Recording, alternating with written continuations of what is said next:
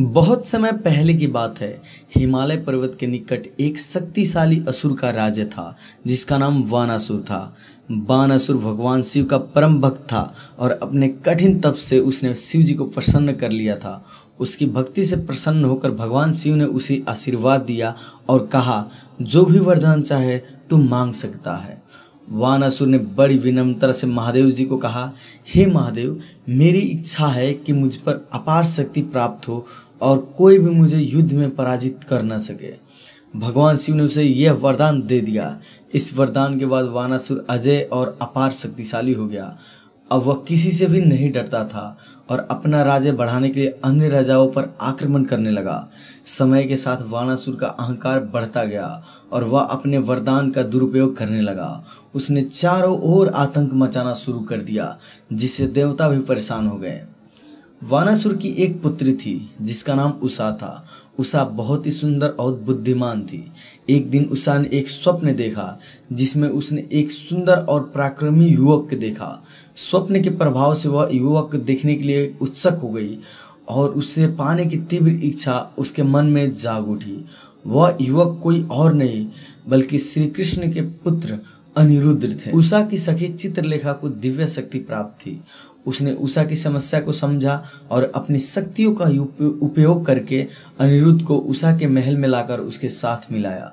अनिरुद्ध और उषा का प्रेम प्रतिदिन गहरा होता गया, लेकिन जब वानासुर को इस प्रेम संबंध के बारे में पता चला तो वह अत्यंत क्रोधित हुआ।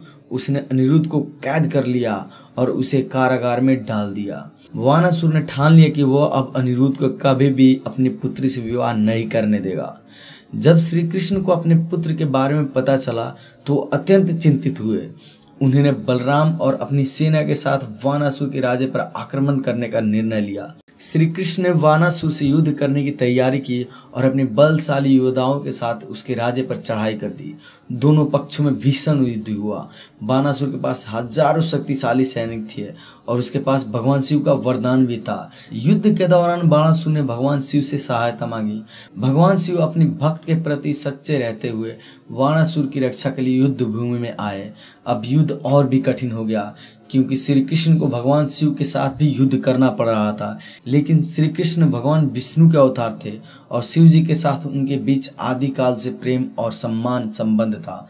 दोनों में युद्ध हुआ, लेकिन यह युद्ध मित्रवत और सम्मान पूर्वक था। इस बीच श्री कृष्ण ने अनिरुद्ध को वानासुर की कैद से छुड़ा लिया। वानासुर ने भगवान शिव की मदद से फिर से आक्रमण किया, लेकिन श्री कृष्ण ने अपने चक्र से उसका सारा अहंकार और शक्ति को समाप्त कर दी। वानासुर अब पराजित हो चुका था। उसने भगवान शिव के सामने सिर झुकाया और अपनी भूल की माफ़ी मांगी। भगवान शिव ने वानासुर को समझाया, तुम्हारे पास अपार शक्ति थी, लेकिन तुमने अहंकार और घमंड में आकर उसका दुरुपयोग किया। शक्ति का सही उपयोग वही है जो दूसरों की भलाई के लिए हो। अब तुम्हें समझना होगा कि प्रेम और करुणा ही सच्ची शक्ति है। वानासुर ने अपनी गलती मानी और श्री कृष्ण जी से क्षमा मांगी।